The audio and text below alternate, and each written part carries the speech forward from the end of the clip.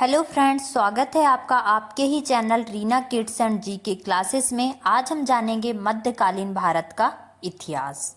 So let's start. मध्यकालीन भारत। भारत पर अरबों का आक्रमण जानेंगे अब हम। मोहम्मद बिन कासिम के नेतृत्व में अरबों ने भारत पर पहला सफल आक्रमण किया। मोहम्मद बिन कासिम के नेतृत्व में अरब वालों ने भारत पर पहला सफल आक्रमण किया। अरब आक्रमण के समय सिंध पर दाहिर का शासन था। जब अरबों ने आक्रमण किया था उस समय सिंध पर दाहिर का शासन था।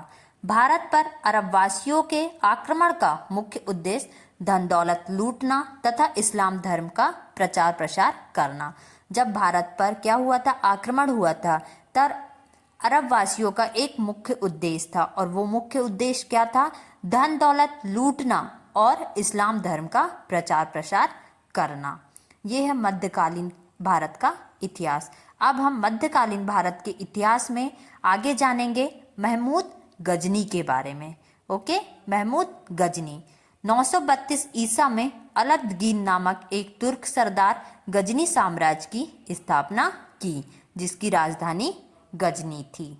932 ईसा में अलदगीन नामक एक तुर्क सरदार गजनी साम्राज्य की स्थापना की थी, जिसकी राजधानी क्या थी? गजनी थी। अलदगीन की मृत्यु के पश्चात कुछ समय तक गजनी में पिरिदगीन ने शासन किया। इसी के शासनकाल में सर्वप्रथम भारत पर आक्रमण किया गया। जब पिरिदगीन का शासक था उसी टाइम पे क्या हुआ था? सबसे पहले भारत पर आक्रमण हुआ था। प्रथम तुर्क आक्रमण के समय पंजाब में शाही वंश का शासक जयपाल शासन कर रहा था। अलदगीन का गुलाम तथा दमान सुबुक्तगीन 977 ईसा में गजनी की गद्दी पर बैठा। अपने पिता के काल में महमूद गजनी खुरासान का शासक था। अपने पिता के काल में महमूद गजनी खुरासान का शासक था। महमूद गजनी 27 वर्ष की अवस्था में 998 ईसा में गद्दी पर बैठे। जब महमूद गजनी 27 वर्ष की अवस्था में थे तब 998 ईसा में गद्दी पर बैठा। महमूद गजनी ने भारत पर 17 बार आक्रमण किया। जो महमूद गजनी हैं उन्होंने भारत पर कितने बार आक्रमण किया? 17 बार आक्रमण किया। और आपको ये पॉइंट नोट करके रखना चाहिए क्योंकि ये कंपटीशन एग्जाम में पूछा जाता है, कई एग्जामों में पूछा भी गया है और आगे भी पूछा जाएगा। महमूद के भारतीय आक्रमण का वास्तविक उद्देश्य धन की प्राप्ति था। महमूद के भारतीय आक्रमण का वास्तविक उद्देश्य क्या था? धन की प्राप्ति करना, धन दौलत लूटना। महमूद गजनी एक मूर्ति भंजक आक्रमणकारी था। जो महमूद गजनी है वो एक मूर्ति भंजक आक्रमणकारी था। महमूद गजनी ने 1001 ईसा में शाही राजा जयपाल के विरुद्ध आक्रमण किया था। महमूद गजनी ने 1001 ईसा में शाही राजा जयपाल के विरुद्ध क्या किया था? आक्रमण किया था। इसमें जयपाल की पराजय हुई थी। महमूद गजनी का 1008 ईसा में नगरकोट के विरुद्ध हमले को मूर्तिवाद के विरुद्ध पहली महत्वपूर्ण जीत बताई जाती है। महमूद गजनी ने थानेश्वर के चक्रस्वामिन की कांस्य से निर्मित आदमकद प्रतिमा को गजनी भेजकर रंगभूमि में रखवाया। महमूद गजनी ने क्या किया? थानेश्वर के चक्रस्वामिन की कांस्य से निर्मित आदमकद प्रतिमा को गजनी भेजकर क्या किया? रंगभूमि में रखवाया। सोमनाथ मंदिर लूटकर ले जाने के क्रम में महमूद पर जाटों ने आक्रमण किया था। जब महमूद गजनी सोमनाथ मंदिर को लूटकर ले जा रहा था तब क्या हुआ था? जाटों ने उस पर आक्रमण किया था और कुछ संपत्ति लूट ली थी। महमूद गजनी का अंतिम भारतीय आक्रमण 1027 ईसा में जाटों के विरुद्ध था। महमूद गजनी का जो अंतिम भारतीय आक्रमण था कब था? 1027 ईसा में था और किसके विरुद्ध था? जाटों के विरुद्ध था। महमूद गजनी की मृत्यु 1030 ईसा में हो गई थी। महमूद गजनी की मृत्यु कब हुई थी? 1030 ईसा में हो गई थी। सुल्तान की उपाधि धारण करने वाला प्रथम शासक गजनी था।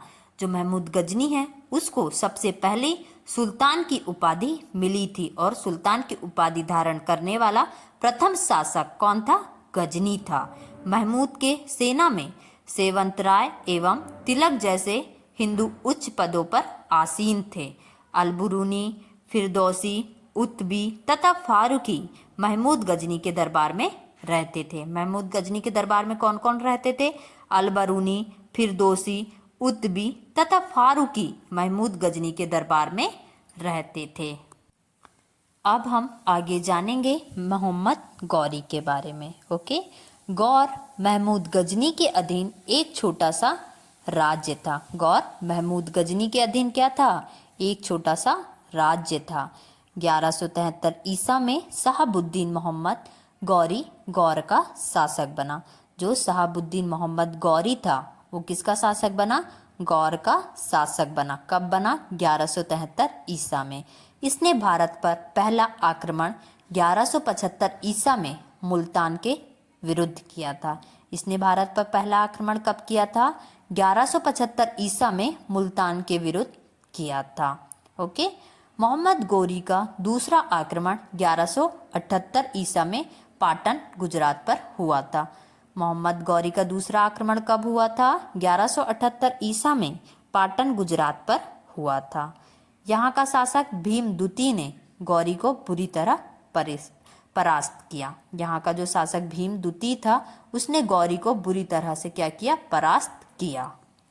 मोहम्मद गौरी भारत के विजित प्रदेशों पर शासन का भार अपने गुलाम सेनापतियों को सौंपते हुए गजनी लौट गया।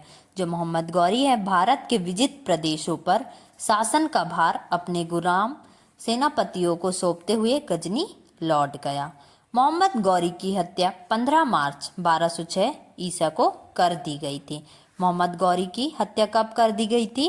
15 मार्च 1206 को कर दी गई थी। ये पॉइंट आप नोट कर लीजिए कि मोहम्मद गौरी की हत्या कब की गई थी। तो कब की गई थी? 15 मार्च 1206 ईसा में की गई थी। अब जानेंगे हम मोहम्मद गौरी द्वारा लड़ा गया प्रथम युद्ध या प्रमुख युद्ध। ओके, मोहम्मद गौरी द्वारा लड़ा गया प्रमुख युद्ध। तराइन का प्रथम युद्ध कौन से वर्ष में हुआ था? ये 1191 में हुआ था। पक्ष गौरी व पृथ्वीराज चौहान के बीच में हुआ था और परिणाम क्या था? किसकी जीत हुई थी? पृथ्वीराज चौहान की जीत हुई थी। अब तराइन का द्वितीय युद्ध कौन से वर्ष में हुआ था? 1192 में हुआ था। किसके बीच में हुआ था? गौरी व पृथ्वीराज चौहान के बीच हुआ था और इसमें जीत किसकी हुई थी? गौरी की जीत हुई थी। फिर नेक्स्ट युद्ध है चंदावर का युद्ध। ये कब हुआ था? 1194 में हुआ था। किसके बीच हुआ था? गौरी एवं जयचंद के बीच हुआ था और इसका जीत किसकी हुई थी? गौरी की जीत हुई थी। ये थी मोहम्मद गौरी द्वारा लड़ा गया प्रमुख युद्ध। अब हम आगे जानेंगे सल्तनत काल के बारे में। सल्तनत काल में जानेंगे हम गुलाम वंश, खिलजी वंश, तुगलक वंश, सैयद वंश और लोधी वंश के बारे में। तो वन बाय वन हम सल्तनत काल में सारे वंश के बारे में हम जानेंगे। सल्तनत काल में हम सबसे पहले देखेंगे गुलाम वंश के बारे में। गुलाम वंश की स्थापना 1206 में कुतुबुद्दीन ऐबक ने किया था। गुलाम वंश की स्थापना किसने की थी? 1206 में कुतुबुद्दीन ऐबक ने किया था।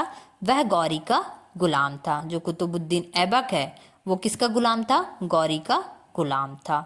कुतुबुद्दीन ऐबक ने अपना राज्याभिषेक 24 जून 1206 को किया था। कुतुबुद्दीन ऐबक ने अपना राज्याभिषेक 24 जून 1206 को किया था। कुतुबुद्दीन ऐबक ने अपनी राजधानी लाहौर में बनाई। कुतुबुद्दीन ऐबक ने अपनी राजधानी कहाँ बनाई? लाहौर में बनाई थी। कुतुब मीनार की नींव कुतुबुद्दीन ऐबक ने डाली थी। जो कुतुब मीनार है वो कहाँ है? दिल्ली में है और इसकी नींव किसने डाली थी? कुतुबुद्दीन ऐबक ने डाली थी। ये पॉइंट आप नोट कर सकते हैं क्योंकि ये कंपटीशन एग्जाम में पूछा गया है और आगे भी पूछा जाएगा। दिल्ली का कुवत उल इस्लाम मस्जिद एवं अजमेर का 2.5 दिन का झोपड़ा नामक मस्जिद का निर्माण ऐबक ने करवाया था।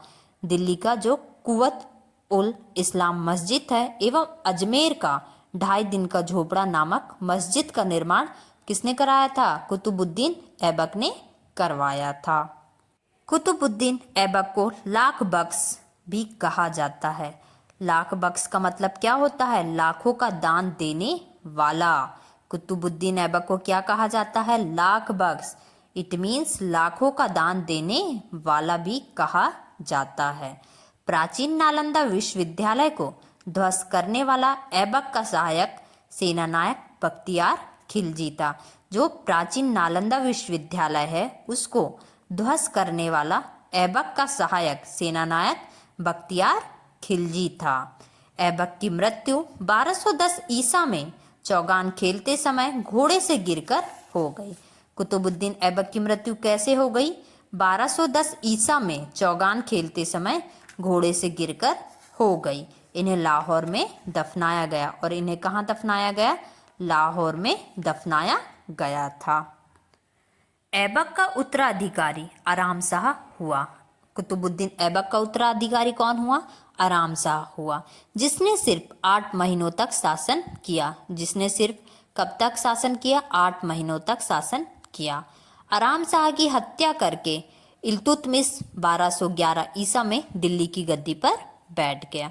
इल्तुतमिश ने क्या किया? आराम शाह की हत्या कर दी और दिल्ली की गद्दी पर खुद बैठ गया। गुलाम वंश का अंतिम शासक शंभुद्दीन कैमुर्स था। गुलाम वंश का अंतिम शासक कौन था? शंभुद्दीन कैमुर्स था। बलबन के दरबार में फारसी के प्रसिद्ध कवि अमीर खुसरो एवं अमीर हसन रहते थे। बलबन के दरबार में कौन रहते थे? फारसी के प्रसिद्ध कवि अमीर खुसरो एवं अमीर हसन रहते थे। इल्तुतमिश तुर्किस्तान का इलबरी तुर्क था। जो इल्तुतमिश तुर्किस्तान का क्या था? इलबरी तुर्क था, जो ऐबक का गुलाम एवं दमाद था। ऐबक का क्या था? वो गुलाम भी था और दमाद भी था।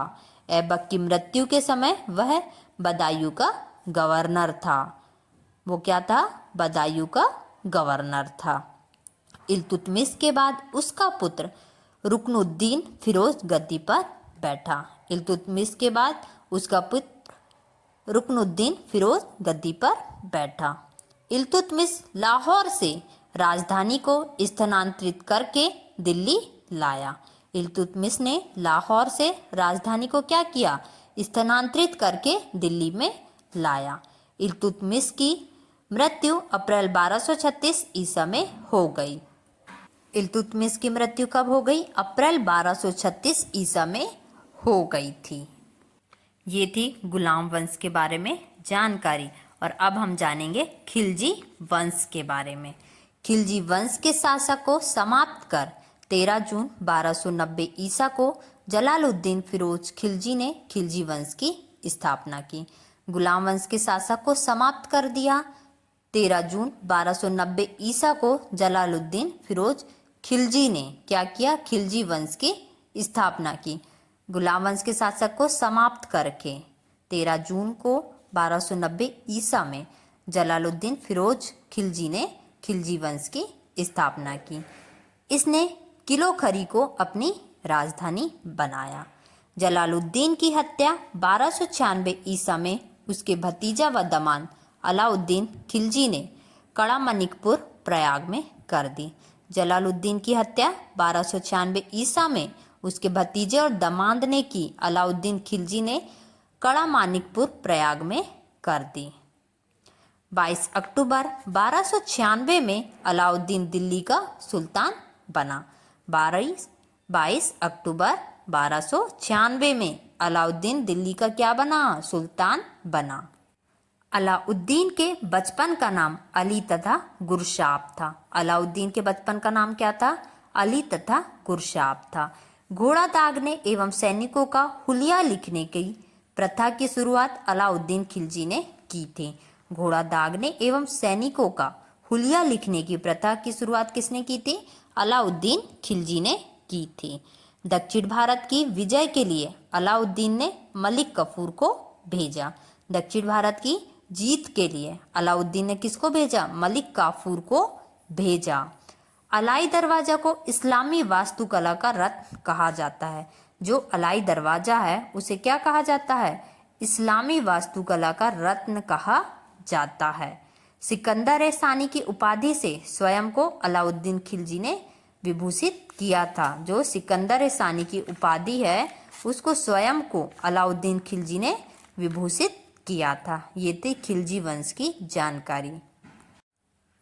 आगे अब हम तुगलक वंश के बारे में जानेंगे। ओके, 5 सितंबर 1320 ईस्वी को खुसरो खां को पराजित करके गाजी मलकिया तुगलक गाजी गयासुद्दीन तुगलक के नाम से 8 सितंबर 1320 ईस्वी को दिल्ली के सिंहासन पर बैठा। क्या हुआ था तुगलक वंश में? 5 सितंबर 1320 ईस्वी को खुसरो खां को हरा करके गाजी मलिक था, जो तुगलक गाजी गयासुद्दीन तुगलक के नाम से 8 सितंबर 1320 ईस्वी को दिल्ली के सिंहासन पर बैठा। गयासुद्दीन ने अलाउद्दीन के समय में लिए गए अमीरों की भूमि को पुनः लौटा दिया। जो गयासुद्दीन हैं उन्होंने अलाउद्दीन के समय में लिए गए जो अमीर लोग हैं उनसे भूमि को क्या किया? अमीरों की भूमि को पुनः लौटा दिया। वो भूमि किसने लिया था? अलाउद्दीन के समय वो भूमि ली गई थी। किनसे ली गई थी? अमीरों से ली गई थी। तो गयासुद्दीन ने क्या किया? उसी भूमि को पुनः लौटा दिया। इसने सिंचाई के लिए कुआं एवं नहरों का निर्माण करवाया। गयासुद्दीन ने सिंचाई के लिए कुआं एवं नहरों का निर्माण करवाया। नहरों का निर्माण करने वाला गयासुद्दीन प्रथम शासक था। नहरों का निर्माण करने वाला प्रथम शासक कौन था? तो इसका आंसर आ जाएगा गयासुद्दीन। इस टाइप से कंपटीशन एग्जाम में क्वेश्चंस पूछे जाते हैं। गयासुद्दीन तुगलक ने दिल्ली के समीप स्थित पहाड़ियों पर तुगलकाबाद नाम का एक नगर स्थापित किया। गयासुद्दीन तुगलक ने दिल्ली के समीप स्थित पहाड़ियों पर क्या किया? तुगलकाबाद नाम का एक नया नगर स्थापित किया। रोमन शैली में निर्मित इस नगर में एक दुर्ग का भी निर्माण हुआ। वहां पे क्या हुआ? एक दुर्ग का भी निर्माण किया गया। इस दुर्ग को 56 कोट के नाम से भी जाना जाता है।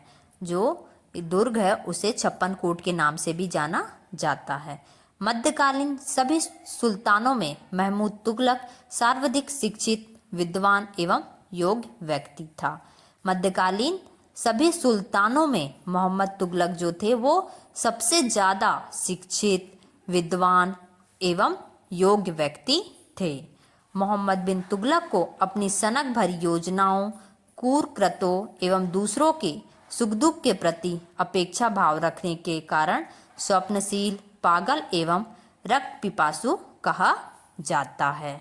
मोहम्मद बिन तुगलक ने अपनी राजधानी दिल्ली से देवगिरी में स्थानांतरित की और इसका नाम दौलताबाद रखा। क्या किया? मोहम्मद बिन तुगलक ने अपनी राजधानी दिल्ली से देवगिरी में स्थानांतरित की और इसका नाम दौलताबाद रखा। मोहम्मद बिन तुगलक ने कृषि के विकास के लिए अमीर कोही नामक एक नवीन विभाग की स्थापना की। मोहम्मद बिन तुगलक ने कृषि के विकास के लिए अमीर कोही नामक एक नवीन विभाग की स्थापना की। मोहम्मद तुगलक ने जिन प्रभु सूरी नामक जैन साधु को अपने दरबार में बुलाकर सम्मान प्रदान किया था। मोहम्मद तुगलक ने जिन प्रभु सूरी नामक कौन थे? एक जैन साधु थे। उनको अपने दरबार में बुलाया और उन्हें सम्मान प्रदान किया था। मोहम्मद बिन तुगलक की मृत्यु पर इतिहासकार बदायूं लिखता है। अब देखेंगे हम कि बदायूं क्या लिखता है। अतंत लोगों को उससे मुक्ति मिली और उसे लोगों से। ये किसने लिखा है? इतिहासकार बदायूं ने। अतंत लोगों को उससे मुक्ति मिली और उसे लोगों से मुक्ति मिली। फिरोज तुगलक ने 5 बड़ी नहरों का निर्माण करवाया। फिरोज तुगलक ने 5 बड़ी नहरों का निर्माण करवाया। इसने चांदी एवं तांबे के मिश्रण से निर्मित सिक्के भारी संख्या में जारी करवाए, जिसे अद्दा एवं विक कहा जाता था। ओके। तुगलक वंश का अंतिम शासक नसरुद्दीन मोहम्मद तुगलक था। तुगलक वंश का अंतिम शासक कौन था? नसरुद्दीन महमूद तुगलक था। इसका शासक दिल्ली से पालम तक ही रह गया था। इसका जो शासन था वो दिल्ली से पालम तक ही रह गया। फिरोज तुगलक की मृत्यु सितंबर 1388 ईसा में हो गई। फिरोज तुगलक की मृत्यु कब हो गई? 1388 ईसा में हो गई। ये थी तुगलक वंश की जानकारी। आगे हम देखेंगे सैयद वंश के बारे में। सैयद वंश का संस्थापक खिज्र खां था। सैयद वंश का संस्थापक कौन था? खिज्र खां था। इसने सुल्तान की उपाधि ना धारण कर अपने को रैयत आला की उपाधि से ही खुश रखा। जो सैयद वंश का संस्थापक कौन था? खिज्र खां था। इसने क्या किया? सुल्तान की उपाधि धारण नहीं की और अपने आप को रैयत आला की उपाधि से ही खुश रखा। खिज्र खां तैमूरलंग का सेनापति था। जो खिज्र खां है वो तैमूरलंग का सेनापति था। भारत से लौटते समय तैमूरलंग ने खिज्र खां को मुल्तान, लाहौर एवं दीपालपुर का शासक नियुक्त किया। जब खिज्र खां तैमूरलंग का सेनापति था, जब वो भारत से वापस आ रहा था, तब तैमूरलंग ने खिज्र खां को मुल्तान, लाहौर एवं दीपालपुर का शासक नियुक्त किया। खिज्र खां की मृत्यु 20 मई 1421 में हो गई। खिज्र खां की मृत्यु कब हो गई? 20 मई 1421 ईसा में हो गई। खिज्र खां के पुत्र मुबारक खां ने शाह की उपाधि धारण की। खिज्र खां का जो पुत्र था उसका नाम क्या था? मुबारक खां। उसने शाह की उपाधि धारण की थी। यमुना के किनारे मुबारकाबाद की स्थापना मुबारक शाह ने की थी। और मुबारक शाह कौन था? खिज्र खां का पुत्र था। सैयद वंश का अंतिम सुल्तान अलाउद्दीन आलम शाह था। जो सैयद वंश का सबसे पहला संस्थापक कौन था? खिज्र खां था। और सैयद वंश का अंतिम सुल्तान अलाउद्दीन आलम शाह था। ओके।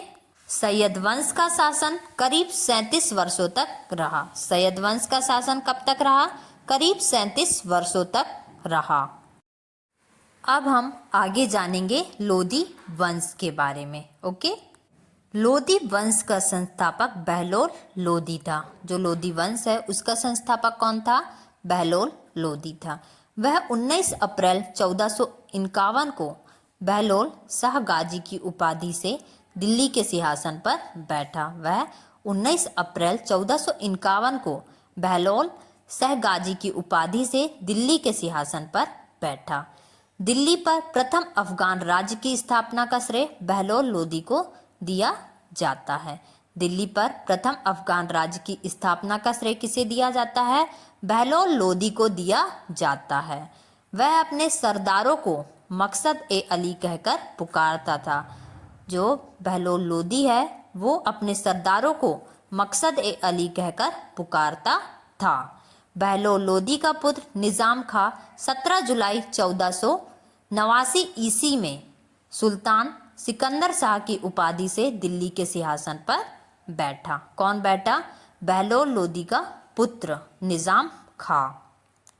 1504 ईसा में सिकंदर लोदी ने आगरा शहर की स्थापना की। 1504 ईसा में सिकंदर लोदी ने कौन से शहर की स्थापना की? आगरा शहर की स्थापना की। गुलरुखी शीर्षक से फारसी कविताएं लिखने वाला सुल्तान सिकंदर लोदी था। गुलरुखी शीर्षक से फारसी कविताएं लिखने वाला सुल्तान कौन था? सिकंदर लोदी था। सिकंदर लोदी ने आगरा को अपनी नई राजधानी बनाया। सिकंदर लोदी ने आगरा को अपनी क्या बनाया? नई राजधानी बनाया। 21 अप्रैल 1526 ईसा को पानीपत का प्रथम युद्ध में इब्राहिम लोदी बाबर से हार गया। 21 अप्रैल 1526 ईसा को पानीपत का प्रथम युद्ध हुआ था जिसमें इब्राहिम लोदी बाबर से हार गया। इस युद्ध में वह मारा भी गया। इब्राहिम लोदी जो था वो इस युद्ध में मारा भी गया। ओके। ये थी सल्तनत काल की जानकारी जिसमें हमने देखा लोदी वंश के बारे में। अब हम जानेंगे स्वतंत्र प्रांतीय राज्य के बारे में। जिसमें हम देखेंगे जौनपुर, कश्मीर, बंगाल, मालवा, गुजरात, मेवाड़, खानदेश के बारे में जानेंगे। ये क्या हैं? स्वतंत्र प्रांतीय राज्य हैं। ओके, अब हम जानेंगे स्वतंत्र प्रांतीय राज्य जौनपुर के बारे में। ओके, जौनपुर की स्थापना फिरोज शाह तुगलक ने अपने भाई जूना खां या मोहम्मद बिन तुगलक की स्मृति में की थी। जौनपुर की स्थापना कब हुई थी और कैसे हुई थी? फिरोज शाह तुगलक ने अपने भाई जूना खां या मोहम्मद बिन तुगलक की स्मृति में की थी। ख्वाजा जहाज को मलिक उर्स सर की उपाधि 1394 ईसा में फिरोज शाह तुगलक के पुत्र सुल्तान महमूद ने दी थी। जौनपुर के अन्य प्रमुख शासक के नाम जानेंगे हम। मुबारक शाह, शंभुद्दीन, इब्राहिम शाह, महमूद शाह एवं हुसैन शाह। लगभग 75 वर्षों तक स्वतंत्र रहने के बाद जौनपुर पर बहलोल लोदी ने कब्जा कर लिया। लगभग 75 वर्ष तक क्या रहा? जौनपुर स्वतंत्र रहा और फिर स्वतंत्र रहने के बाद बहलोल लोदी ने कब्जा कर लिया।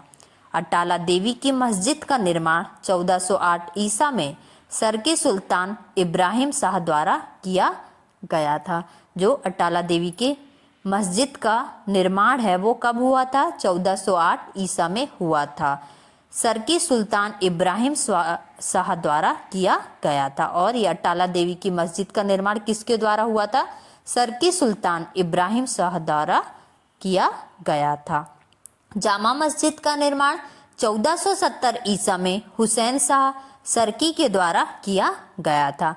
जामा मस्जिद का निर्माण 1470 ईसा में हुसैन शाह सरकी के द्वारा किया गया था। ये भी एक बहुत ही इम्पोर्टेंट पॉइंट है कि जामा मस्जिद का निर्माण कब और किसके द्वारा किया गया था, ऐसा क्वेश्चन पूछ लिया जाता है। तो किसके द्वारा? हुसैन शाह सरकी के द्वारा। और कब किया गया था? 1470 ईसा में किया गया था। ओके, परिबोधन नामक सूफी संत इस काल का एक महान संगीतकार था। पीर बोधन नामक एक सूफी संत थे, इस काल का एक महान संगीतकार थे वो।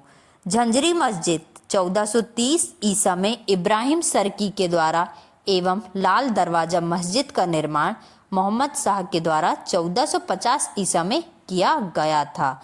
ये भी इम्पोर्टेंट पॉइंट है। झंझरी मस्जिद 1430 ईसा में इब्राहिम सरकी के द्वारा, झंझरी मस्जिद का निर्माण इब्राहिम सरकी के द्वारा एवं लाल दरवाजा मस्जिद का निर्माण मोहम्मद शाह के द्वारा कब किया गया था?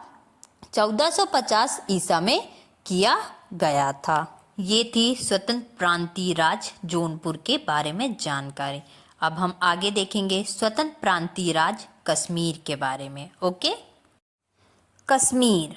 सुहादेव नामक एक हिंदू ने 1301 ईसा में कश्मीर में हिंदू राज्य की स्थापना की थी। सुहादेव नामक एक हिंदू थे जिन्होंने 1301 ईसा में कश्मीर में हिंदू राज्य की स्थापना की थी। 1339-40 ईसा में कश्मीर में शाहमीर के द्वारा प्रथम मुस्लिम वंश की स्थापना। कश्मीर का प्रथम मुस्लिम शासक शाहमीर था जो शंभुद्दीन शाहमीर के नाम से गद्दी पर बैठा। 1339-40 ईसा में कश्मीर में शाहमीर के द्वारा प्रथम मुस्लिम वंश की स्थापना की। क्या हुआ? प्रथम मुस्लिम वंश की क्या हुई? स्थापना की। कश्मीर का प्रथम मुस्लिम शासक शाहमीर था जो शंभुद्दीन शाहमीर के नाम से गद्दी पर बैठा। इसने अपनी राजधानी इंद्रकोट में स्थापित की। इसने अपनी राजधानी कहाँ स्थापित की? इंद्रकोट में स्थापित की। अलाउद्दीन ने राजधानी इंद्रकोट से हटाकर अलाउद्दीनपुर श्रीनगर में स्थापना की। अलाउद्दीन ने राजधानी इंद्रकोट से हटाकर अलाउद्दीनपुर श्रीनगर में स्थापित की। हिंदू मंदिरों एवं मूर्तियों को तोड़ने के कारण सुल्तान सिकंदर शाह को बदसिकन कहा गया। हिंदू मंदिरों एवं मूर्तियों को तोड़ने के कारण सुल्तान सिकंदर शाह को बुद्ध सिकन कहा गया। 1420 ईसा में जैन उल आबदीन सिंहासन पर बैठा। 1420 ईसा में जैन उल आबदीन सिंहासन पर बैठा। जैन उल आबदीन फारसी, संस्कृत, कश्मीरी, तिब्बती आदि भाषाओं का ज्ञाता था। जो जैन उल आबदीन था वो फारसी, संस्कृत, कश्मीरी, तिब्बती आदि भाषाओं का ज्ञाता था। इसने महाभारत एवं रासतरंगिणी को फारसी में अनुवाद किया। इसने क्या किया? महाभारत एवं रासतरंगिणी को फारसी में अनुवाद करवाया। 1588 ईसा में अकबर ने कश्मीर को मुगल साम्राज्य में मिला लिया। 1588 ईसा में अकबर ने कश्मीर को कहाँ मिला लिया? मुगल साम्राज्य में मिला लिया। ये थी स्वतंत्र प्रांतीय राज्य कश्मीर के बारे में जानकारी। अब हम आगे देखेंगे स्वतंत्र प्रांतीय राज्य बंगाल के बारे में। ओके, स्वतंत्र प्रांतीय राज्य बंगाल। इख्तियारुद्दीन मोहम्मद बिन बख्तियार खिलजी ने बंगाल को दिल्ली सल्तनत में मिलाया। इख्तियारुद्दीन मोहम्मद बिन बख्तियार खिलजी ने बंगाल को कहाँ मिलाया? दिल्ली सल्तनत में मिलाया। गयासुद्दीन तुगलक ने बंगाल की 3 भागों में विभाजित किया। गयासुद्दीन तुगलक ने बंगाल को 3 भागों में क्या किया? विभाजित किया। अब वो 3 भाग कौन कौन से हैं? लखनौती, सोनारगांव और एवं सतगांव। तो लखनौती कहाँ है? उत्तर बंगाल में। सोनारगांव पूर्व बंगाल एवं सतगांव दक्षिण बंगाल। बंगाल का शासक गयासुद्दीन आजम शाह अपनी न्यायप्रियता के लिए प्रसिद्ध था।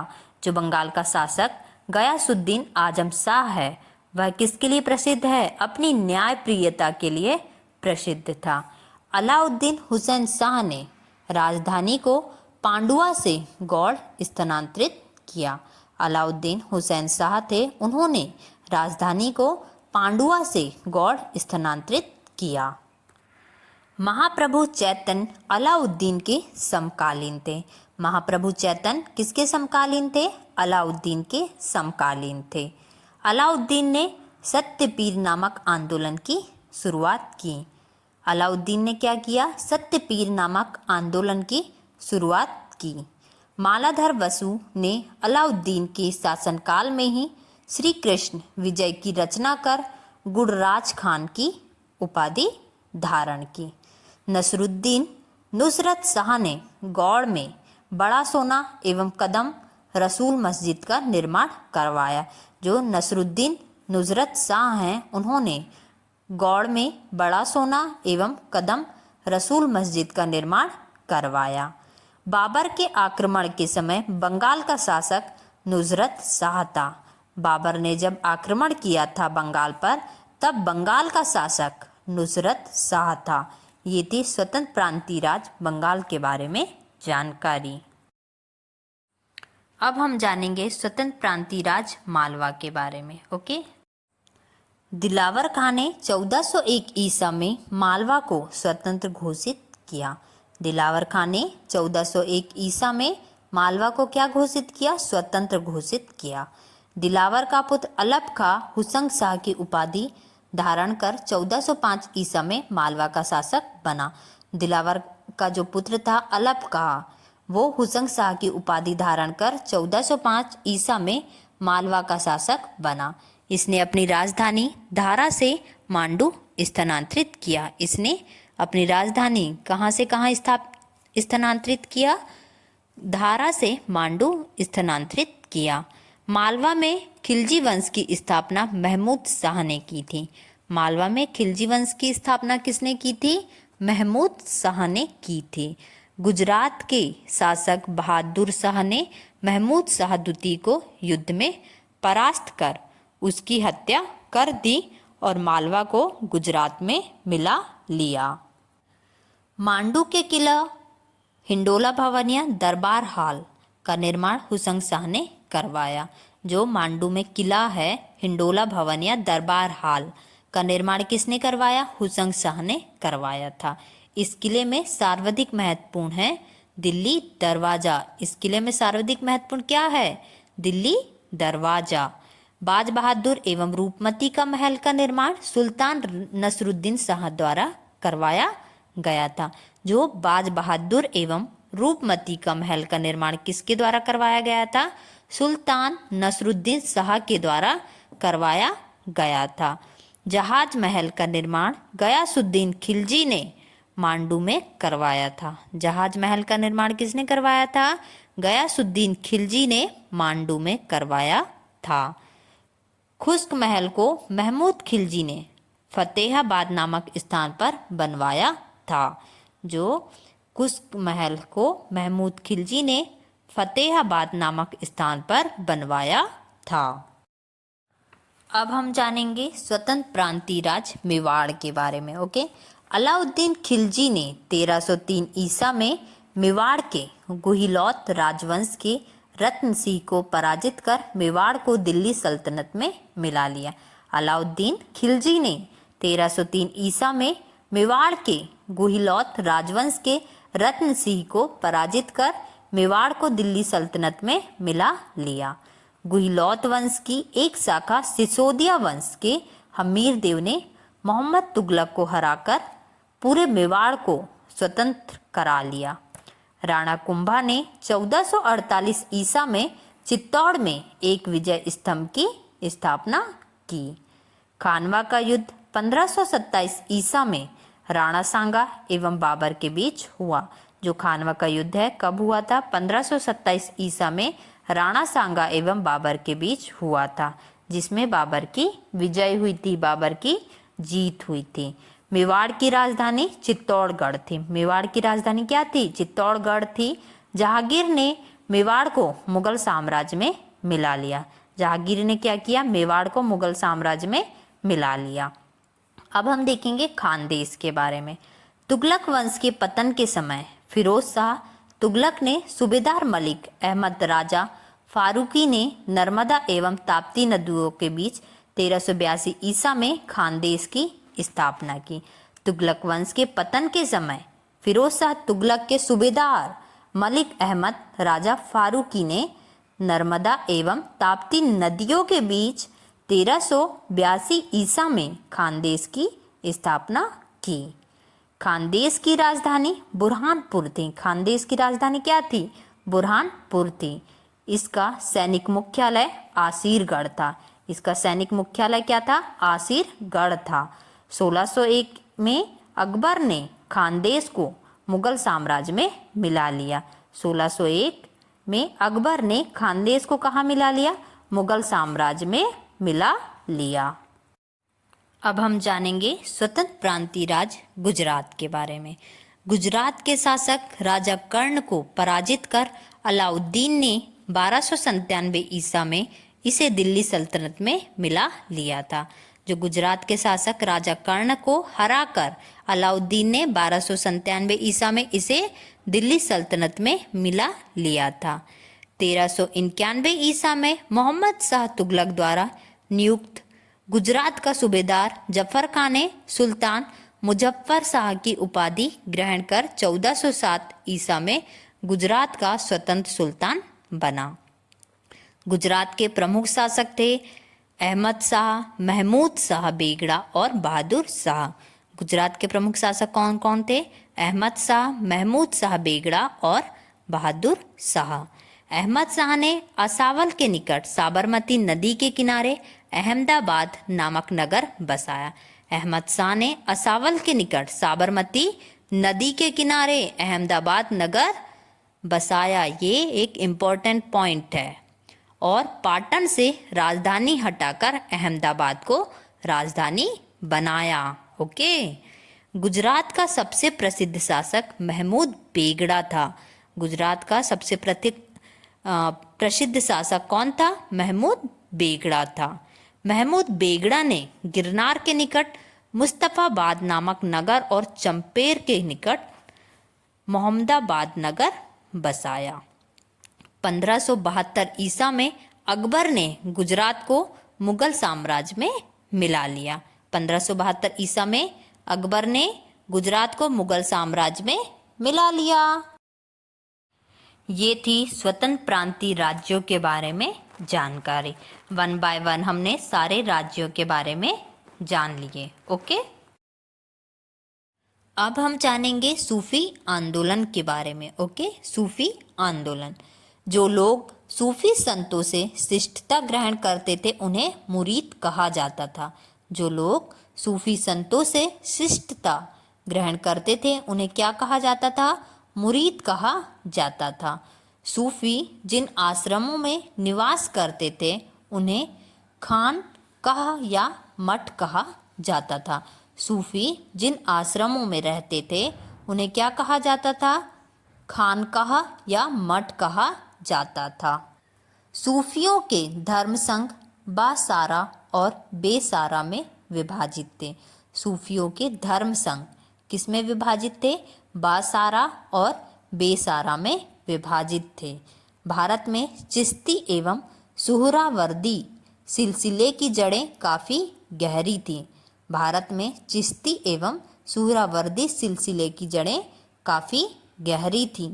बाबा फरीद की रचनाएं गुरु ग्रंथ साहिब में शामिल हैं। बाबा फरीद की रचनाएं जो हैं वो गुरु ग्रंथ साहिब में शामिल हैं। बाबा फरीद के 2 महत्वपूर्ण शिष्य थे, वो कौन कौन हैं? निज़ामुद्दीन औलिया एवं अलाउद्दीन साबिर। बाबा फरीद के ये कौन थे? शिष्य थे। कौन कौन? निज़ामुद्दीन औलिया एवं अलाउद्दीन साबिर। हजरत निज़ामुद्दीन औलिया ने अपने जीवन काल में दिल्ली के 7 सुल्तानों का शासन देखा था। हजरत निज़ामुद्दीन औलिया ने अपने जीवन काल में दिल्ली के 7 सुल्तानों का शासन देखा था।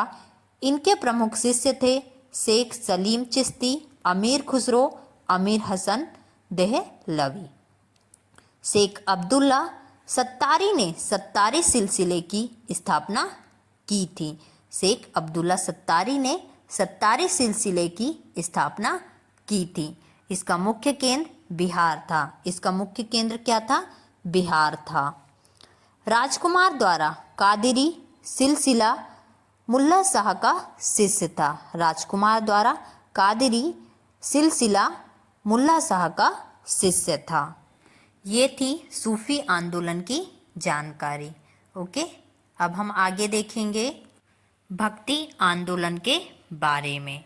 6ठी शताब्दी में भक्ति आंदोलन का शुरुआत तमिल क्षेत्र से हुई जो कर्नाटक और महाराष्ट्र में फैल गई। 6ठी शताब्दी में भक्ति आंदोलन का शुरुआत तमिल क्षेत्र से हुई और फिर वो कर्नाटक और महाराष्ट्र में फैल गई। भक्ति आंदोलन का विकास 12 अलवार वैष्णव संतों और 63 नायनार शैव संतों ने किया। भक्ति आंदोलन का विकास किसने किया? 12 अलवार वैष्णव संत और 63 नायनार शैव संतों ने किया। शैव संत अप्पार ने पल्लव राजा महेंद्र वर्मन को शैव धर्म स्वीकार करवाया। शैव संत अप्पार ने पल्लव राजा महेंद्र वर्मन को शैव धर्म स्वीकार करवाया। भक्ति आंदोलन को दक्षिण भारत से उत्तर भारत में रामानंद के द्वारा लाया गया था। भक्ति आंदोलन को दक्षिण भारत से उत्तर भारत में किसके द्वारा लाया गया? रामानंद के द्वारा लाया गया था। बंगाल में कृष्ण भक्ति की प्रारंभिक प्रतिपादकों में विद्यापति ठाकुर और चंडी दास थे। बंगाल में कृष्ण भक्ति की प्रारंभिक प्रतिपादकों में विद्यापति ठाकुर और चंडी दास थे। शंकराचार्य के अद्वैत दर्शन के विरोध में दक्षिण में वैष्णव संतों द्वारा 4 मठों की स्थापना की गई थी।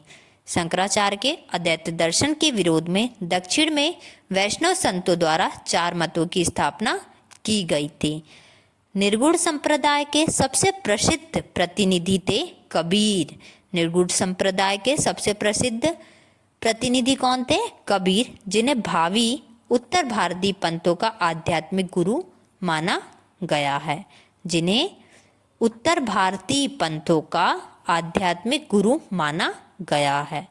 रामानंद की शिक्षा से 2 संप्रदायों का प्रादुर्भाव हुआ। सगुण जो पुनर्जन्म में विश्वास रखता है और निर्गुण जो भगवान के निराकार रूप को पूजता है। रामानंद की शिक्षा से 2 संप्रदाय का प्रादुर्भाव हुआ।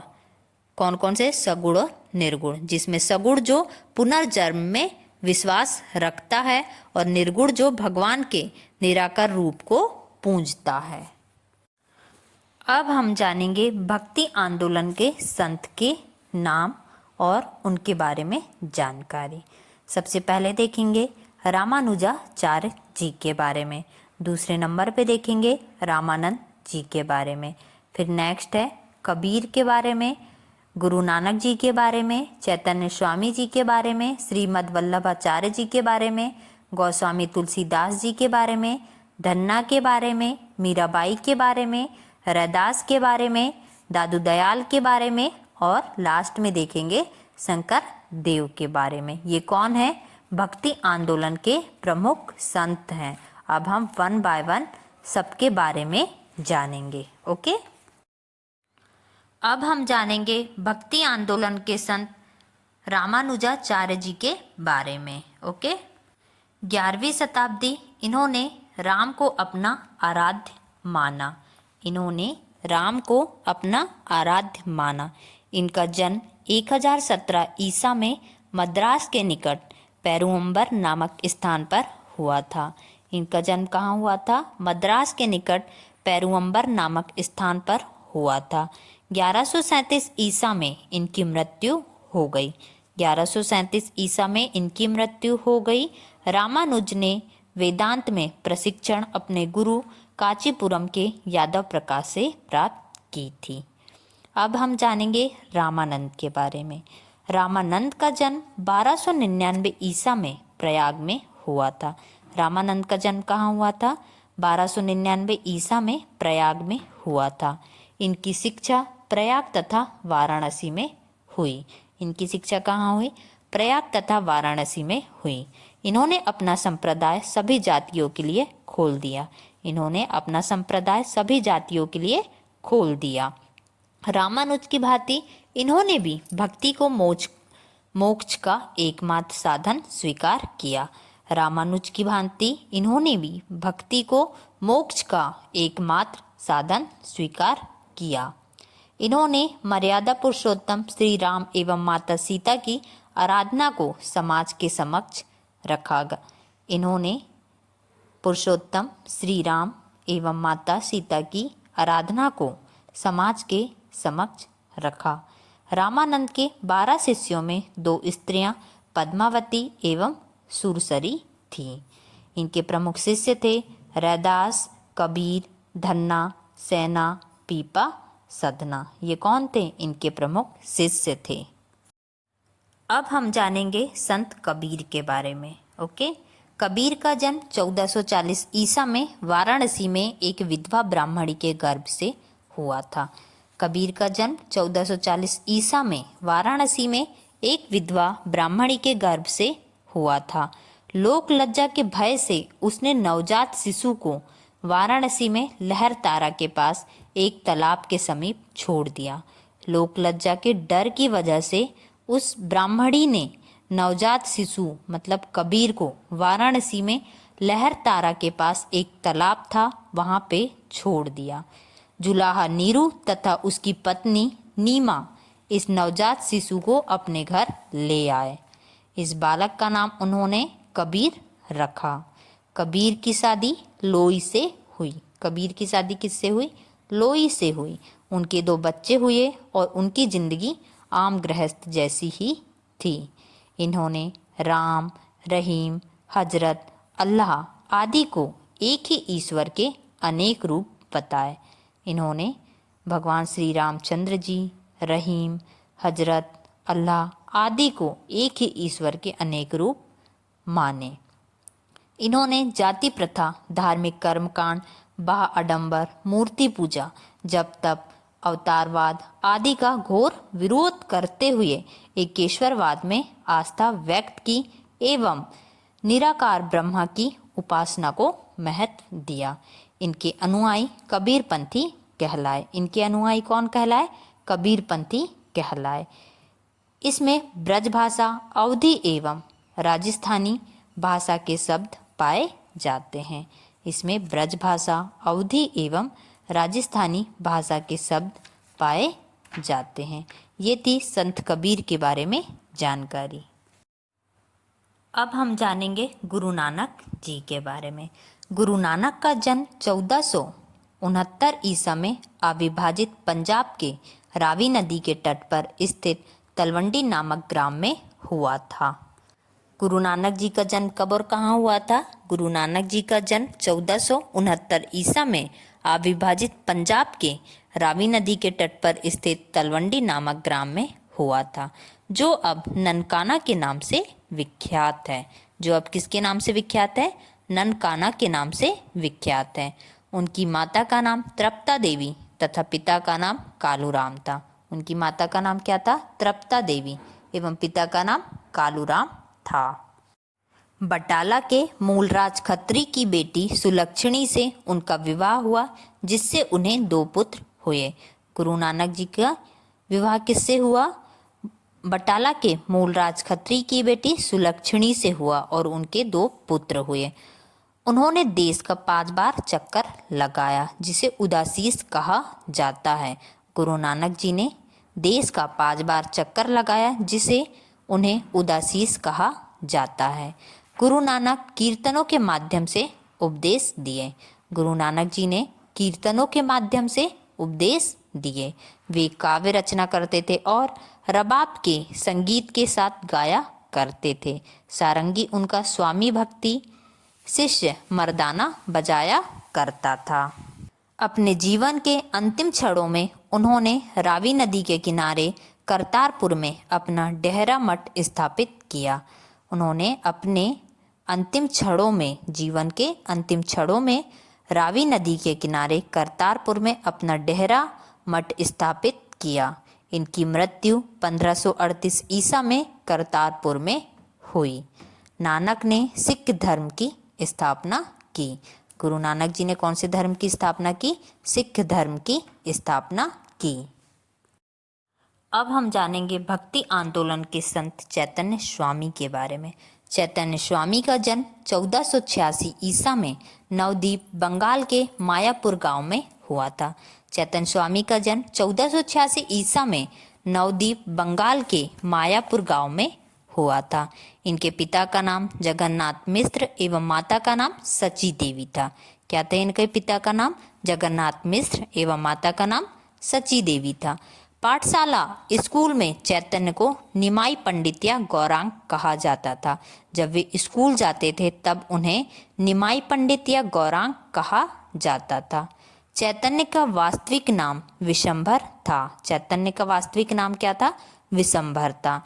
इन्होंने गोसाई संघ की स्थापना की और साथ ही संकीर्तन प्रथा को जन्म दिया। इन्होंने गोसाई संघ की स्थापना की और साथ ही संकीर्तन प्रथा को जन्म दिया। इनके दार्शनिक सिद्धांत को अचित भेदाभेदवाद के नाम से जाना जाता है। 1510 ईसा में केशव भारती नामक सन्यासी ने चैतन्य को सन्यास की दीक्षा दी। 1510 ईसा में केशव भारती नामक सन्यासी ने चैतन्य को सन्यास की दीक्षा दी। सन्यासी बनने के बाद बंगाल छोड़कर पूरी उड़ीसा चले गए। जब चैतन्य स्वामी सन्यास ले लिए और वो सन्यासी बन गए तब उन्होंने बंगाल छोड़ दिया और पूरी उड़ीसा चले गए, जहां उन्होंने 2 दशक तक भगवान जगन्नाथ की उपासना की। इनकी मृत्यु 1533 ईसा में हो गई। चैतन्य स्वामी की मृत्यु कब हो गई? 1533 ईसा में हो गई। अब हम जानेंगे भक्ति आंदोलन के संत श्री मध्वल्लभाचार्य जी के बारे में। श्री मध्वल्लभाचार्य का जन्म 1479 ईसा में चंपारण वाराणसी में हुआ था। श्री मध्वल्लभाचार्य का जन्म कब हुआ था? 1479 ईसा में चंपारण वाराणसी में हुआ था। इनके पिता का नाम लक्ष्मण भट्ट तथा माता का नाम वल्लम गरु था। इनका विवाह महालक्ष्मी के साथ हुआ था। इनके 2 पुत्र थे, गोपीनाथ तथा विठलनाथ। इन्होंने गंगा यमुना संगम के समीप अरेल नामक स्थान पर अपना निवास स्थान बनाया। इन्होंने जहाँ पे गंगा और यमुना नदी का संगम होता है उसी के पास में अरेल नामक स्थान पर अपना निवास स्थान बनाया। वल्लभाचार्य ने भक्ति साधना पर विशेष जोर दिया। श्रीमद् वल्लभाचार्य जी हैं, उन्होंने भक्ति साधना पर विशेष जोर दिया। इन्होंने भक्ति को मोक्ष का साधन बताया। इन्होंने भक्ति को मोक्ष का साधन बताया। इन्होंने इनके जो भक्ति मार्ग को पुष्टि मार्ग कहते हैं। इनके जो भक्ति मार्ग है उसे क्या कहते हैं? पुष्टि मार्ग कहते हैं। सूरदास वल्लभाचार्य जी के शिष्य थे। सूरदास जी वल्लभाचार्य जी के शिष्य थे। अब आगे हम जानेंगे गोस्वामी तुलसीदास जी के बारे में। गोस्वामी तुलसीदास का जन्म उत्तर प्रदेश के बांदा जिले में राजापुर गांव में 1532 ईसा में हुआ था। ये पॉइंट तो आप नोट कर ही लीजिए, क्योंकि गोस्वामी तुलसीदास जी को तो सभी जानते हैं। गोस्वामी तुलसीदास जी का जन्म उत्तर प्रदेश के बांदा जिले में राजापुर गांव में 1532 ईसा में हुआ था। और इन्होंने किसकी रचना की थी? रामचरितमानस की रचना की थी।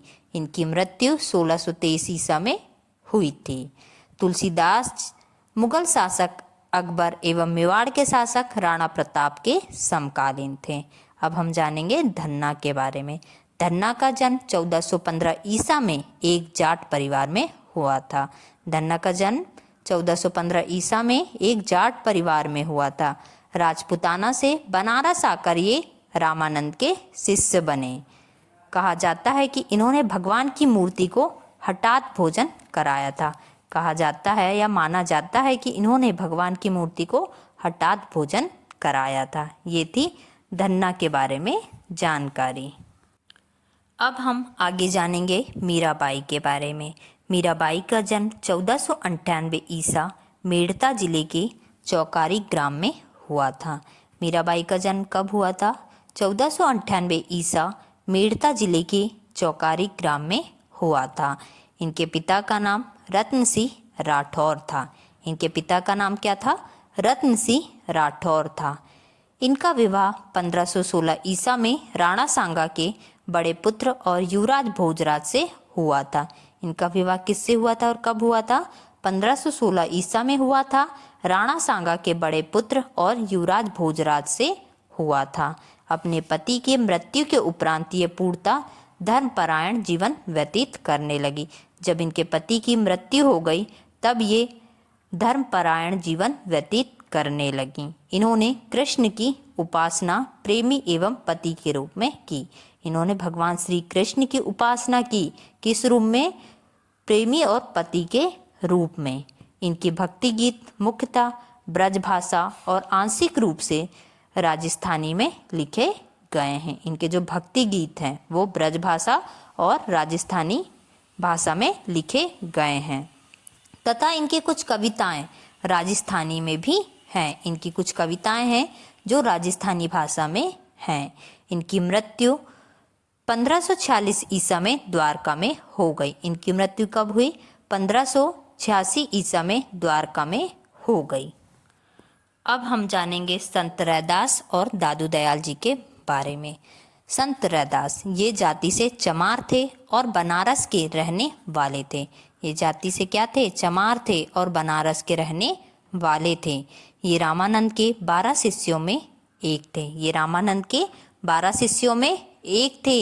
इनके पिता का नाम रघु तथा माता का नाम घुरबिनिया था। इनके पिता का नाम रघु तथा माता का नाम क्या था? घुरबिनिया था। ये जूता बनाकर जीविकोपार्जन करते थे। ये जूता बनाते थे और अपना जीवन व्यतीत करते थे। इन्होंने रायदासी संप्रदाय की स्थापना की। संत रैदास ने रायदासी संप्रदाय की स्थापना की।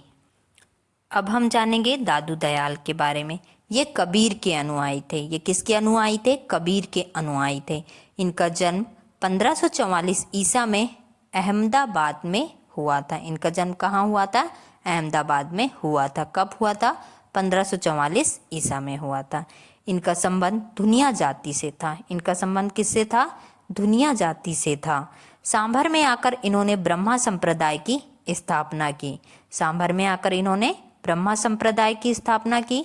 अकबर ने धार्मिक चर्चा के लिए इन्हें एक बार फतेहपुर सीकरी बुलाया था। अकबर ने धार्मिक चर्चा के लिए इन्हें एक बार फतेहपुर सीकरी बुलाया था। इन्होंने निपक नामक आंदोलन की शुरुआत की।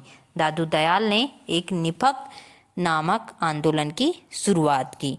इनकी मृत्यु 1603 ईसा में हो गई। इनकी मृत्यु कब हो गई? 1603 ईसा में हो गई। सुंदरदास दादू के शिष्य थे। जो सुंदरदास हैं वो दादू के शिष्य थे। ये थी भक्ति आंदोलन के संत के बारे में जानकारी। अब हम आगे देखेंगे। अब हम आगे देखेंगे मुगल साम्राज्य के बारे में। मुगल साम्राज्य में देखेंगे हम बाबर के बारे में, हुमायूं के बारे में, शेर शाह के बारे में, अकबर के बारे में, जहांगीर के बारे में, शाहजहां के बारे में और औरंगजेब के बारे में। मुगल साम्राज्य। मुगल वंश का संस्थापक बाबर था। मुगल वंश का संस्थापक कौन था? बाबर था। बाबर एवं उत्तरवर्ती मुगल शासक तुर्क एवं सुन्नी मुसलमान थे। मुगल वंश का संस्थापक कौन था? बाबर था। बाबर एवं उत्तरवर्ती मुगल शासक तुर्क एवं सुन्नी मुसलमान थे। बाबर ने मुगल वंश की स्थापना के साथ ही पद पातशाही की स्थापना की, जिसके तहत शासक को बादशाह कहा जाता था। जिसके तहत शासक को क्या कहा जाता था? बादशाह कहा जाता था। अब हम जानेंगे बाबर के बारे में। बाबर का जन्म फरवरी 1483 ईसा में हुआ था। बाबर का जन्म कब हुआ था? फरवरी 1483 ईसा में हुआ था। इनके पिता उमर शेख मिर्ज़ा फरगाना नाम छोटे राज्य के शासक थे। जो बाबर के पिता थे उमर शेख मिर्ज़ा फरगाना नामक छोटे राज्य के शासक थे। बाबर फरगाना की गद्दी पर 8 जून 1494 ईसा में बैठा। बाबर फरगाना की गद्दी पर 8 जून 1494 ईसा में बैठा। बाबर ने 1507 ईसा में बादशाह की उपाधि धारण की, जिसे अब तक किसी तैमूर शासक ने धारण नहीं की थी। बाबर ने 1507 ईसा में बादशाह की उपाधि धारण की, जिसे अब तक किसी भी तैमूर शासक ने धारण नहीं की थी। बाबर के 4 पुत्र थे, हुमायूं, कामरान, अस्करी तथा हिंदाल। बाबर ने भारत पर 5 बार आक्रमण किया। बाबर ने भारत पर कितने बार आक्रमण किया? 5 बार किया। बाबर को अपनी उदारता के लिए कलंदर की उपाधि दी थी। बाबर को अपनी उदारता के लिए किसकी उपाधि दी गई थी? कलंदर की उपाधि दी गई थी। ये थी मुगल साम्राज्य बाबर के बारे में जानकारी। अब हम जानेंगे हुमायूं के बारे में। नसरुद्दीन हुमायूं 29 दिसंबर 1530 ईसा को आगरा में 23 वर्ष की अवस्था में सिंहासन पर बैठा। नसरुद्दीन हुमायूं 29 दिसंबर 1530 ईसा को आगरा में 23 वर्ष की अवस्था में सिंहासन पर बैठा। गद्दी पर बैठने से पहले हुमायूं बदखासा का सूबेदार था। गद्दी पर बैठने से पहले हुमायूं बदखासा का सूबेदार था। 1533 ईसा में हुमायूं ने दीनपना नामक नए नगर की स्थापना की थी। चौसा का युद्ध 25 जून 1539 ईसा में शेर खां एवं हुमायूं के बीच हुआ। इस युद्ध में शेर खां विजयी रहा। इसी युद्ध के बाद शेर खां ने शेर शाह की पदवी ग्रहण कर ली। बिलग्राम युद्ध के बाद हुमायूं सिंध चला गया, जहां उसने 15 वर्ष तक घुमक्कड़ों जैसा निर्वाचित जीवन व्यतीत किया। और फिर क्या हुआ आगे? 1555 ईसा में हुमायूं ने पंजाब के सूरी शासक सिकंदर को पराजित कर पुनः दिल्ली की गद्दी पर बैठा। हुमायूं के बारे में इतिहासकार लेनपुल ने कहा है कि हुमायूं गिरते पड़ते इस जीवन से मुक्त हो गया, ठीक उसी तरह जिस तरह तमाम जिंदगी वह गिरते पड़ते चलता रहा था। ये किसने लिखा है? इतिहासकार लेनपुल ने कहा है। हुमायूं गिरते पड़ते इस जीवन से मुक्त हो गया, ठीक उसी तरह जिस तरह तमाम जिंदगी वह गिरते पड़ते चलता रहा था। हुमायूं नामा की रचना गुलबदन बेगम ने की थी। हुमायूं नामा की रचना किसने की थी? गुलबदन बेगम ने की थी। अब हम जानेंगे शेर शाह के बारे में। सूर साम्राज्य का संस्थापक अफगान वंशी शेर शाह सूरी था। सूर साम्राज्य का संस्थापक कौन था? अफगान वंशी शेर शाह सूरी था। इनके बचपन का नाम फरीद खां था। इनके बचपन का नाम क्या था? फरीद खां था। यह सूर वंश से संबंधित था। ये कौन से वंश से संबंधित था? सूर वंश से संबंधित था। इनके पिता हसन खां जौनपुर राज्य के अंतर्गत सासाराम के जमींदार थे। इनके जो पिता हसन खां थे वो जौनपुर राज्य के अंतर्गत सासाराम के जमींदार थे। फरीद ने एक शेर को तलवार के एक ही वार से मार दिया था।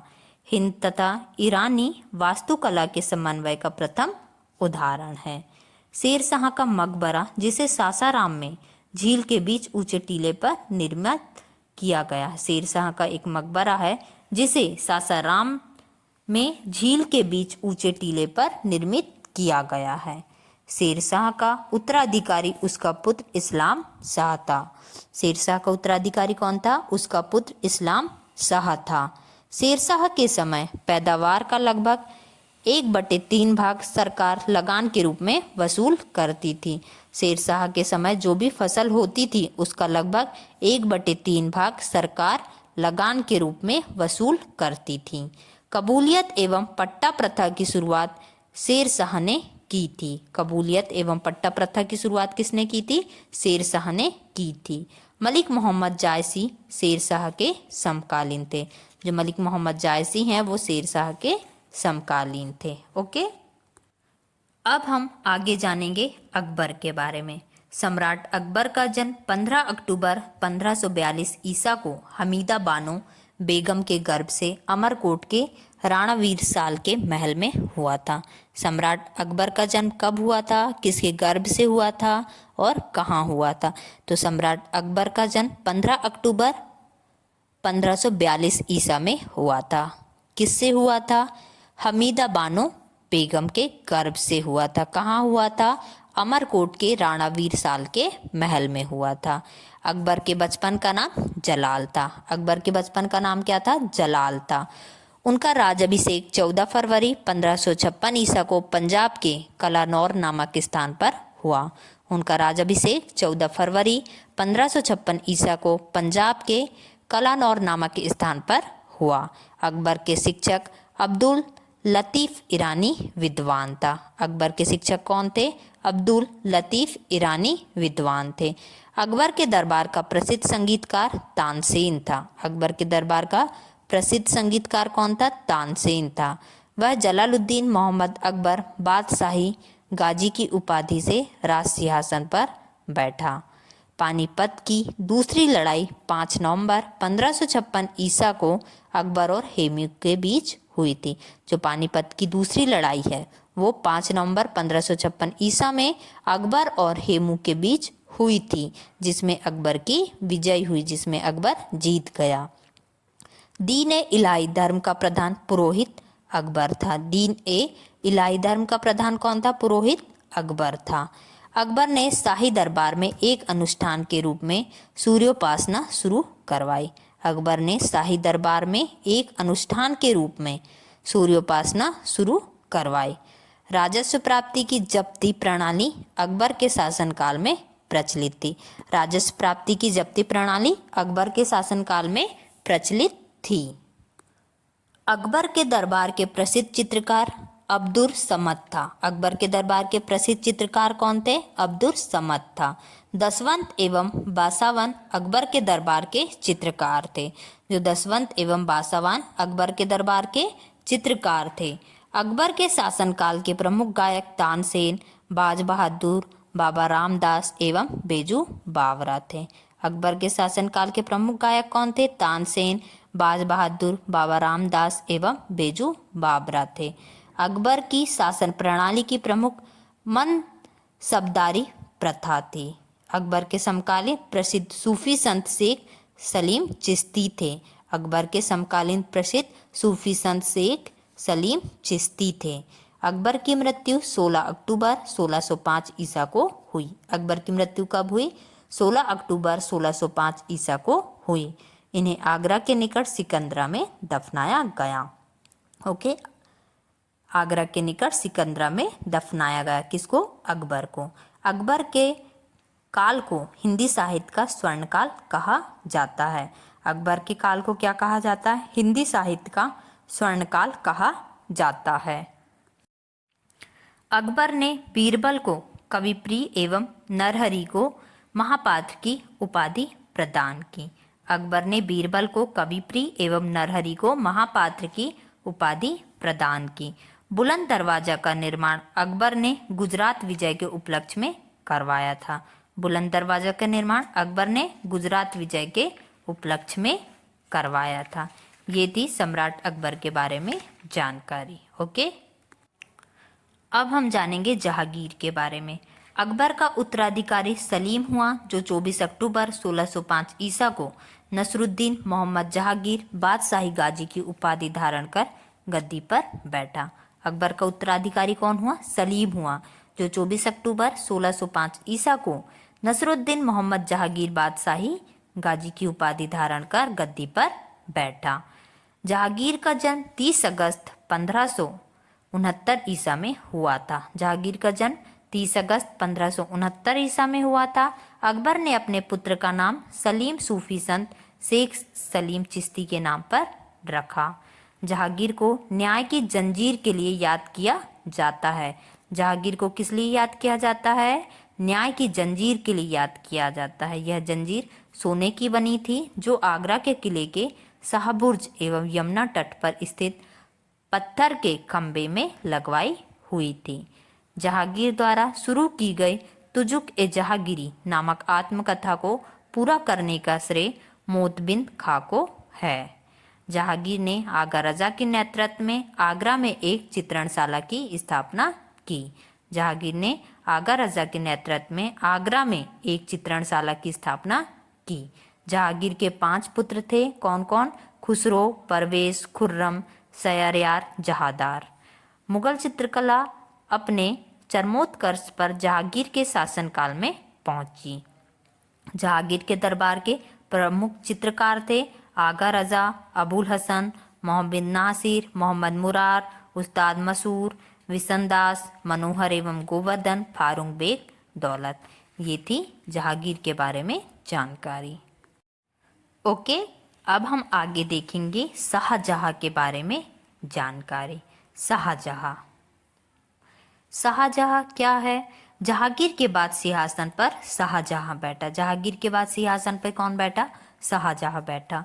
4 फरवरी 1628 ईसा को शाहजहां आगरा में अबुल मुजफ्फर शहाबुद्दीन मोहम्मद साहब किरानेसानी की उपाधि प्राप्त कर सिंहासन पर बैठा। कब बैठा? 4 फरवरी 1628 ईसा में। शाहजहां ने असफ खां को वजीर पद एवं महावत खां को खानखाना की उपाधि प्रदान की।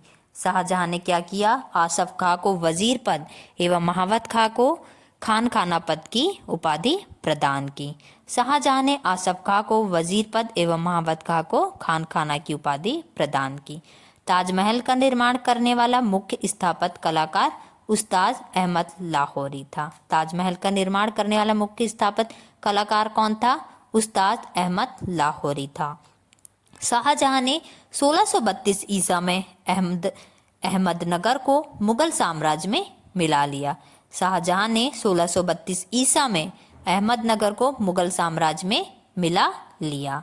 आगरा के जामा मस्जिद का निर्माण शाहजहां की पुत्री जहां आरा ने करवाई थी। आगरा के जामा मस्जिद का निर्माण किसने करवाया था? ये क्वेश्चन पूछा जाता है कंपटीशन एग्जाम में। तो किसने कराई थी? शाहजहां की पुत्री जहां आरा ने करवाई थी। शाहजहां के प्रमुख चित्रकार मोहम्मद फकीर एवं मीर हसम थे। कौन थे? शाहजहां के प्रमुख चित्रकार मोहम्मद फकीर एवं मीर हासिम थे। शाहजहां ने दिल्ली में एक कॉलेज का निर्माण एवं दारुल बका नामक कॉलेज की मरम्मत कराई। शाहजहां ने दिल्ली में एक कॉलेज का निर्माण एवं दारुल बका नामक कॉलेज की मरम्मत कराई। ये थी शाहजहां के बारे में जानकारी। अब हम जानेंगे औरंगजेब के बारे में। ओके, औरंगजेब का जन्म 24 अक्टूबर 1618 ईसा को दोहात गुजरात नामक स्थान पर हुआ था। औरंगजेब का जन्म कब हुआ था? 24 अक्टूबर 1618 ईसा को दोहात गुजरात नामक स्थान पर हुआ था। औरंगजेब के बचपन का अधिकांश समय नूरजहां के पास बीता। औरंगजेब के बचपन का अधिकांश समय नूरजहां के पास बीता। 18 मई 1637 को फारस के राजघराने की दिलदार बानो बेगम के साथ औरंगजेब का निकाह हुआ। औरंगजेब का निकाह किसके साथ हुआ? फारस फारस के राजघराने की दिलराज बानो बेगम के साथ औरंगजेब का निकाह हुआ। औरंगजेब के गुरु थे मीर मोहम्मद हकीम। औरंगजेब सुन्नी धर्म को मानता था, उसे जिंदा पीर कहा जाता था। औरंगजेब कौन से धर्म को मानता था? सुन्नी धर्म को। औरंगजेब ने बीबी का मकबरा का निर्माण 1679 ईसा में औरंगाबाद महाराष्ट्र में करवाया। औरंगजेब ने बीबी का मकबरा का निर्माण 1679 ईसा में औरंगाबाद महाराष्ट्र में करवाया। मदन्ना एवं अकन्ना नामक ब्राह्मणों का संबंध गोलकुंडा के शासक अबुल हसन से था। मदन्ना एवं अकन्ना नामक ब्राह्मणों का संबंध किससे था? गोलकुंडा के शासक अबुल हसन से था। औरंगजेब के समय हुए जाट विद्रोह का नेतृत्व गोकुला एवं राजा राम ने किया था। औरंगजेब का पुत्र अकबर ने दुर्गादास के बहकावे में आकर अपने पिता के खिलाफ विद्रोह किया।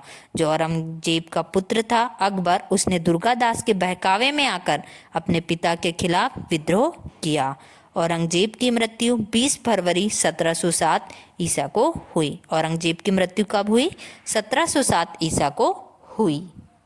अब हम आगे जानेंगे मुगल शासन व्यवस्था के बारे में। ओके, मुगल शासन व्यवस्था। मंत्री परिषद को विजारत कहा जाता था। जो मंत्री परिषद है उसे क्या कहा जाता था? विजारत कहा जाता था। बाबर के शासनकाल में वजीर पद काफी महत्वपूर्ण था। बाबर के शासनकाल में वजीर पद काफी महत्वपूर्ण था। सम्राट के बाद शासन के कार्यों को संचालित करने वाला सबसे महत्वपूर्ण अधिकारी कौन था? वकील था। सम्राट के बाद शासन के कार्यों को संचालित करने वाला सबसे महत्वपूर्ण अधिकारी वकील था। औरंगजेब के समय में असद खान ने सर्वाधिक 31 वर्षों तक दीवान के पद पर कार्य किया। औरंगजेब के समय असद खान ने सर्वाधिक 31 वर्षों तक दीवान के पद पर कार्य किया। मीर बख्शी द्वारा सरखत नाम के पत्र पर हस्ताक्षर के बाद ही सेना को हर महीने वेतन मिल पाता था। मीर बख्शी द्वारा सरखत नाम के पत्र पर हस्ताक्षर के बाद ही सेना को हर महीने वेतन मिल पाता था। जब कभी सद्र न्याय विभाग के प्रमुख का कार्य करता था तब उसे काजी कहा जाता था। लगानहीन भूमि का निरीक्षण सद्र करता था। लगानहीन भूमि का निरीक्षण कौन करता था? सद्र करता था। सम्राट के घरेलू विभागों का प्रधान मीर समा कहलाता था। सम्राट के घरेलू विभागों का प्रधान मीर समा कहलाता था। प्रशासन की सबसे छोटी इकाई ग्राम थी जिसे मावदा या दी कहते थे। मावदा के अंतर्गत छोटी छोटी बस्तियों को नागला कहा जाता था। मावदा के अंतर्गत छोटी छोटी बस्तियों को क्या कहा जाता था? नागला कहा जाता था। अब हम देखेंगे मुगल काल के प्रमुख अधिकारी एवं कार्य, जिसमें सबसे पहले पद देखेंगे और फिर कार्य देखेंगे। सूबेदार ये पद होता है। ओके, अब उसका कार्य प्रांतों में शांति स्थापित करना। जो प्रांत होते हैं उसमें शांति स्थापित करना। फिर नेक्स्ट है दीवान। दीवान का क्या काम होता है और वो किस पद पे रहता है? प्रांतीय राजस्व का प्रधान होता है ये। फिर नेक्स्ट है बख्शी, प्रांतीय सैन्य प्रधान होता है ये। नेक्स्ट है फौजदार, जिले का प्रधान फौजी अधिकारी होता है ये। नेक्स्ट है आमिल या अलमगुजार, जिले का प्रमुख राजस्व अधिकारी होता है। नेक्स्ट है कोतवाल, ये नगर प्रधान होता है। नेक्स्ट है सिकदार, ये परगने का प्रमुख अधिकारी होता है। नेक्स्ट है आमिल, ग्राम के कृषकों से प्रत्यक्ष संबंध बनाना एवं लगान निर्धारित करना। ये थे मुगल काल के प्रमुख अधिकारी एवं कार्य। ओके, शाहजहां के शासनकाल में सरकार एवं परगना के मध्य चकला नाम की एक नई इकाई की स्थापना की गई थी। भूमि कर के विभाजन के आधार पर मुगल साम्राज्य की समस्त भूमि 3 वर्गों में विभाजित थी। सबसे पहले वो 3 भाग कौन से हैं वो देखेंगे हम। खालसा भूमि, जागीर भूमि, सयूलगल या मदते मास। अब देखेंगे खालसा भूमि में क्या होता है?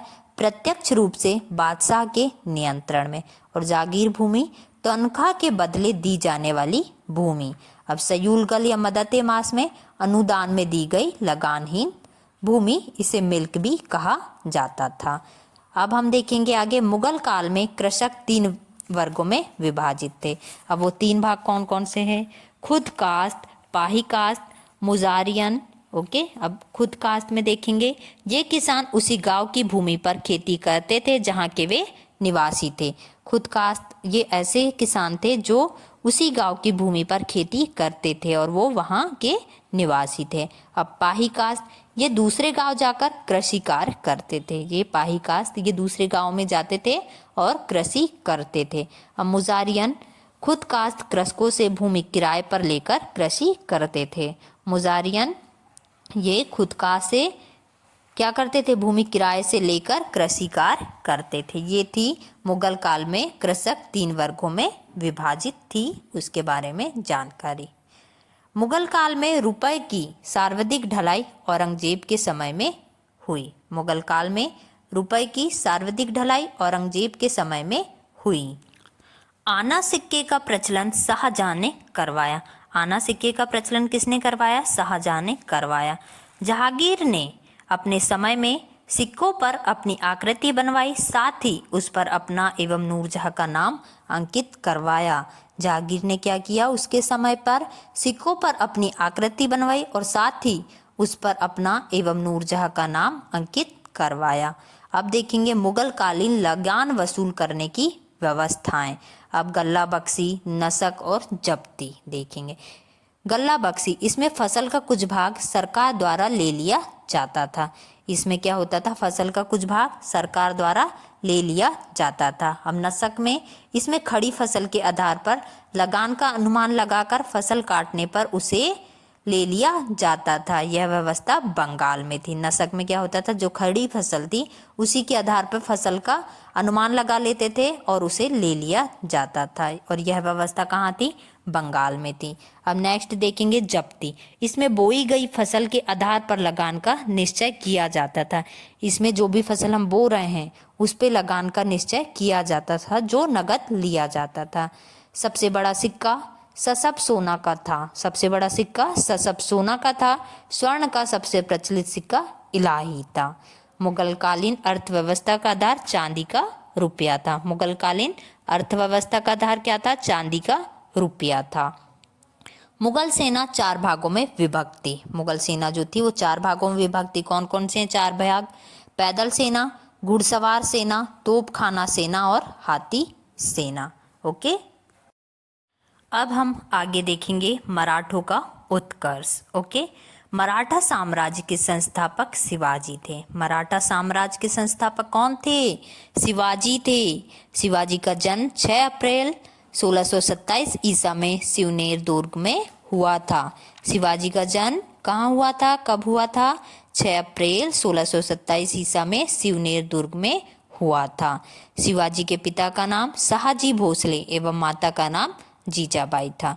शिवाजी के पिता का नाम शाहजी भोसले एवं माता का नाम जीजाबाई था। शाहजी भोसले की दूसरी पत्नी का नाम तुकाबाई मोहते था। शाहजी भोसले की दूसरी पत्नी का नाम क्या था? तुकाबाई मोहते था। शिवाजी के गुरु कोडदेव थे। आध्यात्मिक क्षेत्र में शिवाजी के आचरण पर गुरु रामदास की काफी प्रभाव था। आध्यात्मिक क्षेत्र में शिवाजी के आचरण पर गुरु रामदास का काफी प्रभाव था। शिवाजी का विवाह साईबाई निम्बालकर से 1640 ईसा में हुआ था। शाहजी ने शिवाजी को पूना की जागीर प्रदान कर स्वयं बीजापुर रियासत में नौकरी कर ली। 1656 ईसा में शिवाजी ने रायगढ़ को अपनी राजधानी बनाया। शिवाजी को राजा की उपाधि औरंगजेब ने दी थी। शिवाजी को राजा की उपाधि किसने दी थी? औरंगजेब ने दी थी। शिवाजी ने सूरत को 1664 ईसा एवं 1670 ईसा में लूटा। शिवाजी ने सूरत को 1664 ईसा एवं 1670 ईसा में लूटा। शिवाजी के मंत्रिमंडल को अष्टप्रधान कहा जाता था। शिवाजी का जो मंत्रिमंडल था उसे क्या कहा जाता था? अष्टप्रधान कहा जाता था। शिवाजी के दरबार में मराठी को भाषा के रूप में प्रयोग किया। शिवाजी के दरबार में मराठी को भाषा के रूप में प्रयोग किया। शिवाजी की सेना 3 महत्वपूर्ण भागों में विभक्त थी। शिवाजी की सेना 3 महत्वपूर्ण भागों में विभक्त थी। कौन कौन से? पागा सेना, सिलहदार और पैदल। जिसमें पागासेना नियमित घुड़सवार सैनिक थे, सिल्हादार में अस्थायी घुड़सवार सैनिक थे और पैदल में पैदल सेना थी। शिवाजी को तोपें अंग्रेजों ने प्रदान की थी। शिवाजी महाराज को तोपें किसने प्रदान की थी? अंग्रेजों ने प्रदान की थी। अब हम जानेंगे शिवाजी के उत्तराधिकारी। ओके, शिवाजी के उत्तराधिकारी संभाजी थे। संभाजी ने उज्जैन के हिंदी एवं संस्कृत के प्रकांड विद्वान कवि कलश को अपना सलाहकार नियुक्त किया। राजा राम ने अपनी दूसरी राजधानी सतारा को बनाया। संभाजी के बाद 1689 ईसा में राजा राम को नए छत्रपति के रूप में राजाभिषेक किया गया। आगे देखेंगे अब हम शिवाजी के किले की सुरक्षा के लिए नियुक्त अधिकारी। अब उसमें देखेंगे हवलदार, सरेनौबत, सौनीस। अब हवलदार का क्या काम होता है देखेंगे। किले की आंतरिक व्यवस्था की